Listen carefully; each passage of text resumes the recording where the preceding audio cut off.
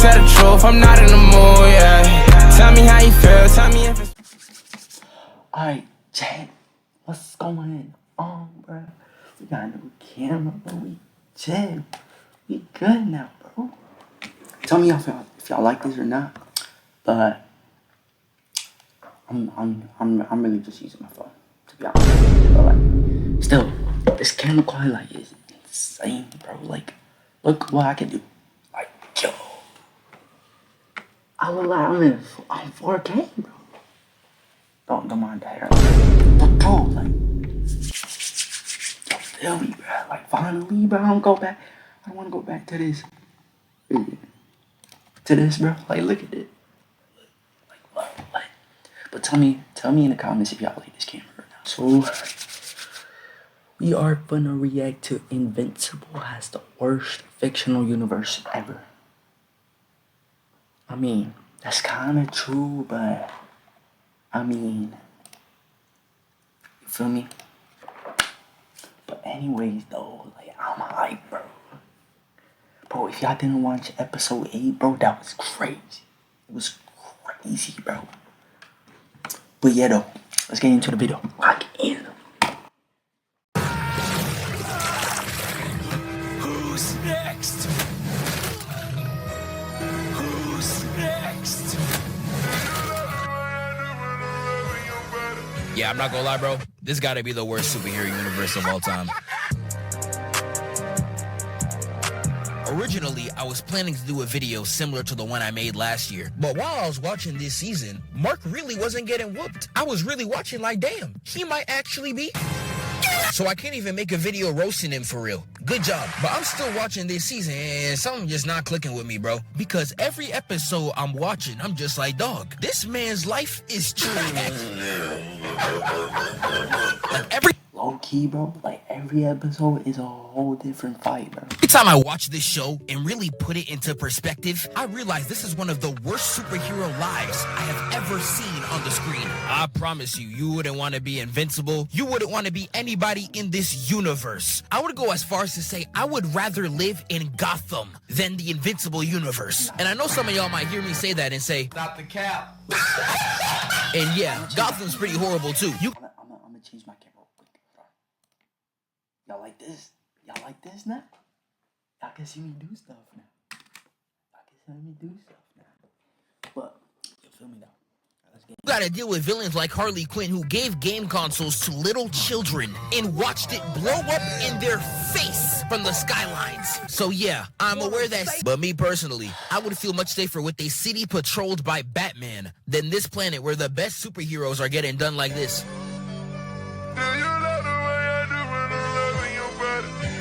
Like I'm telling y'all, it's actually so sad. No matter which of these three you choose, you are going to live a terrible life. Now we're gonna start the video off with the main character. And I know there's gonna be at least 3 dorks in my comments talking about some, yes, I wanna be invincible. Yes, I'm not gonna be a hero. Yes, I wanna crack Eve. Like, whoa, brother, relax. Contain your lust for me, little bro. Thank you. But in all seriousness, nah, you don't wanna be this nigga. Like, I understand why Invincible goes through all this trauma and pain. His name stands for his willpower and not his fighting track record. Just like my last video, I'll always poke jokes at it, but at the end of the day, that's what it is. Life is just hard for this nigga. But damn, I didn't know y'all meant life hard for everybody. Like, why do I, as a regular civilian, have to deal with getting jumped by super-powered twins for no reason? Like, this nigga just got pile drive for doing his job. Even if we keep it at just Mark, the suffering that he has to go through is pushed to such a logical extreme, I don't even think I could co-sign it. Because what I hear from the comics, it gets so much worse. I should have known they was on bullshit when the first season saddle cards were representing him getting constantly beat up in every fight. I swear for the writers it's a fetish. Like, nigga, his second day as a hero, he had to fight the entire Thraxan army with a bunch of role players. Now I want y'all to look me in my eyes as I ask this question. What are you doing against the army with duplicating your roster? Like, they really had my man 2 days in the league carrying 3 G Leaguers and a mini P.E.K.K.A. against, I'ma say it again, an entire army. Like Cecil not even doing this. Here's the hell. And I pray if you were a civilian during this conflict, cause bruh, oh nah. Hey, Grandpa, watch your jab, watch your jab.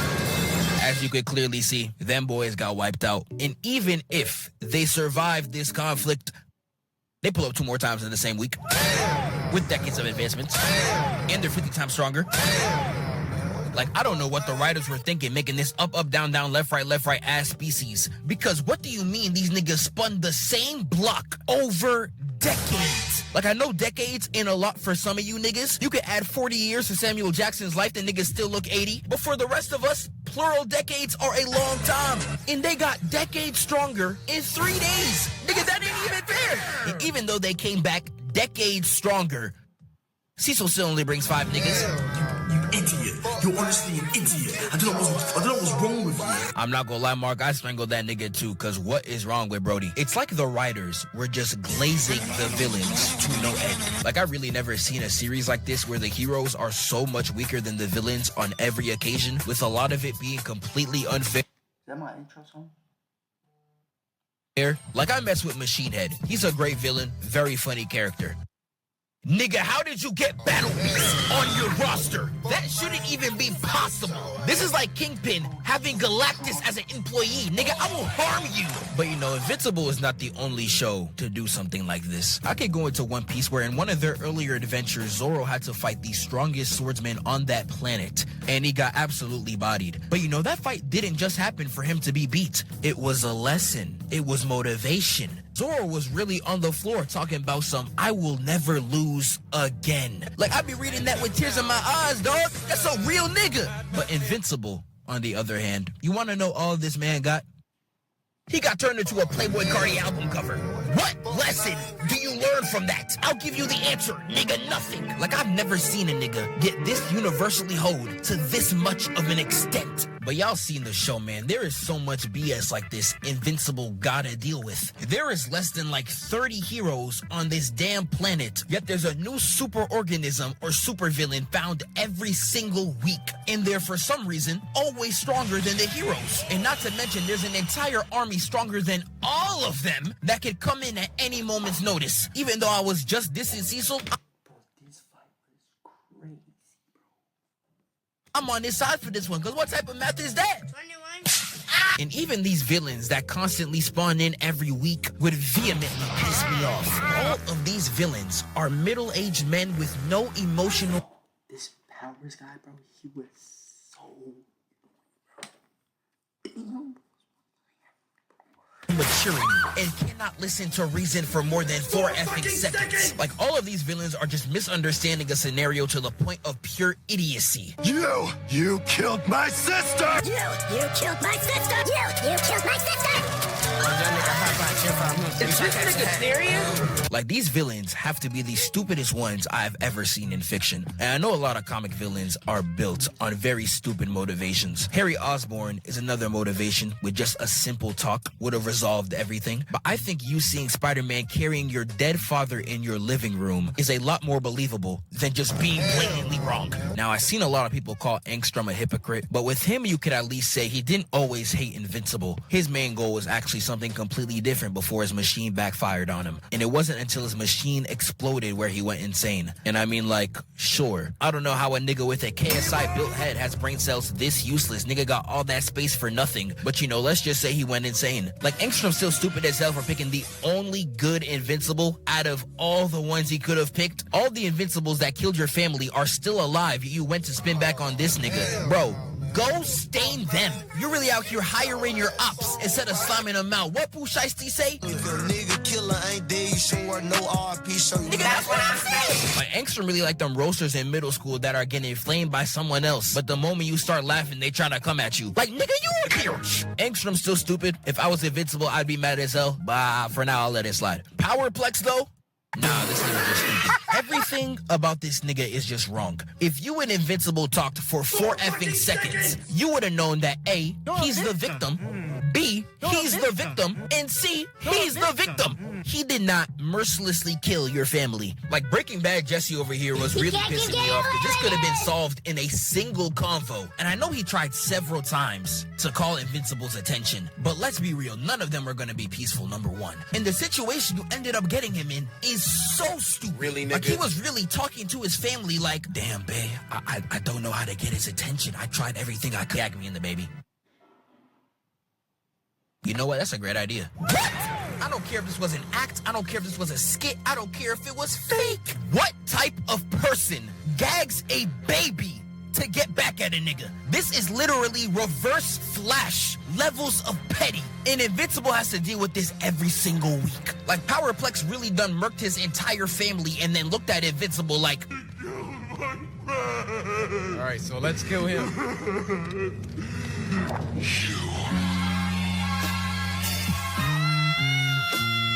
I'm not gonna lie, Mark, this is a valid crash out, bro. I would have painted the city in his blood. Like, it's so funny. No matter what Invincible tries to do, everything gets painted as his fault. And not only that, if anybody has a conflict, he is miraculously the only superhero to ever exist in their eyes to help them. Omni-Man tricking him off Earth, the twins just forcing him to fight the Immortal. Like, this has to be a crime or something. You kidnapped him on a date to go to the future. Nigga, he ain't asked for this. And I'm skimming over so much. This ain't even counting the war. Imagine the planet getting ravaged by people that look just like you. This ain't even counting conquest. And again, what I hear from people who read the comics, it only gets worse. And not only does he literally never get time to be a regular person, I would say his life is just as annoying, if not worse. Now, I know he got Eve. He was finally pushed to ask her out because William told him to. Shout out to all my gay niggas. Hit her with the default banger line. When I was lying on the ground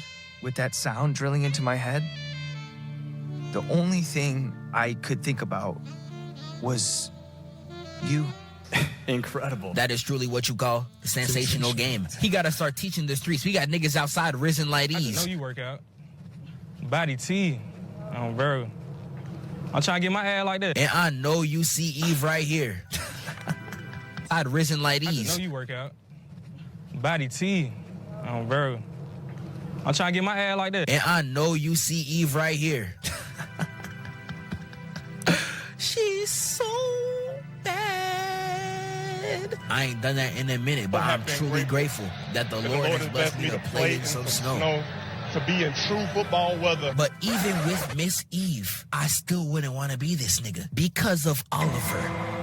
Oliver is a special case. Oliver is the annoying little brother times 11 because he's not annoying to everybody else. He's only annoying to Invincible. It's as if he wants to make his life worse. And unless you are a POC willing to discipline him with the shakla, my dog, you not handling him. This man had a loving family growing up. His entire life going from royalty to the suburbs, that's barely a downgrade. Yet he still turned out to be King Von. How does this even happen? But I'm telling you, he's only being annoying to Invincible. When he kills the Mulder twins, he's gonna apologize in front of the heroes. But once Invincible tries to check him, now all of a sudden you want to start speaking like this. It's not precious. People kill each other all the time. And most people aren't even special like us. They're just normal. This nigga is crazy. See, I ain't gonna lie, I'm not letting that slide if that was me. You just got finished apologizing, but now that you're talking to me, you wanna act like you're correct? I ain't dealing with that, bro. I'ma handle you like an African. Like, just let me catch that nigga sneak out the house.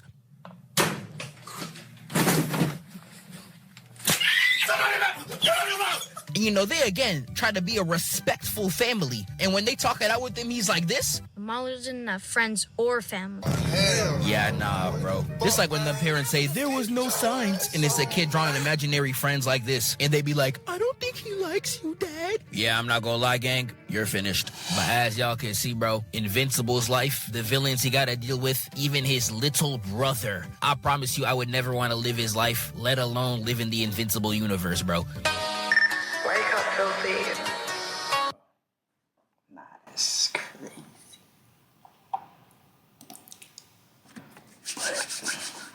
Bro, this camera quality is insane, bro. I might put this as my camera. But who knows? I'm gonna catch y'all on the next video.